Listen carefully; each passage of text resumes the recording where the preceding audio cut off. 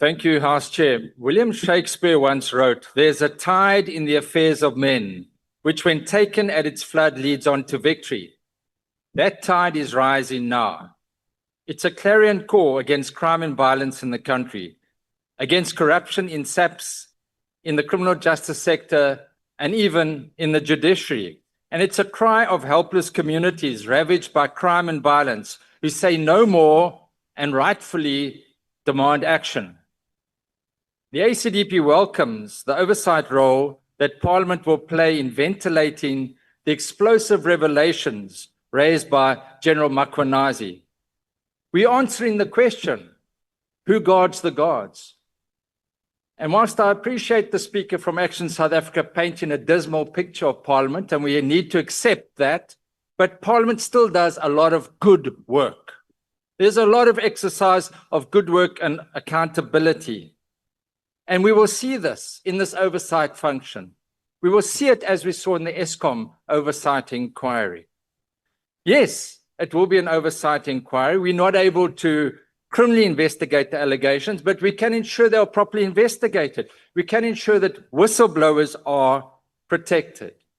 And indeed, history and the electorate will deal harshly with those of us in the 7th Parliament who do not exercise our oversight role effectively. And as we start rebuilding the walls physically of our fire-ravaged Parliament, may we start with exposing the rot and corruption as General Makwanazi has done. Let us be examples of servant leadership who understand stewardship and state resources. As far as the budget is concerned, it's correct that we as MPs have failed in using our powers.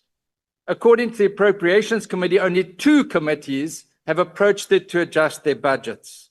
It may be that the deadlines are too short or too tight. If that is the case, Honourable Speaker, I raised that last year. Let's look at the deadlines. Let's make use of our powers. Let's not just wring our hands and say there's no money when we can shift the budget. We've got the power, but to date, it's not been used. Lastly, the ACDP would like to thank the Speaker, Deputy Speaker, House Chairs, Secretary to Parliament, and all the dedicated staff members for their incredible hard work and commitment this past year. I'd like to thank those staff members like Advocate Adhikari sitting at the back, who's retired, and those who will be retiring soon, like Captain Renice Stradom of the SAPS, who after 42 years will be retiring at the end of this month. I thank you.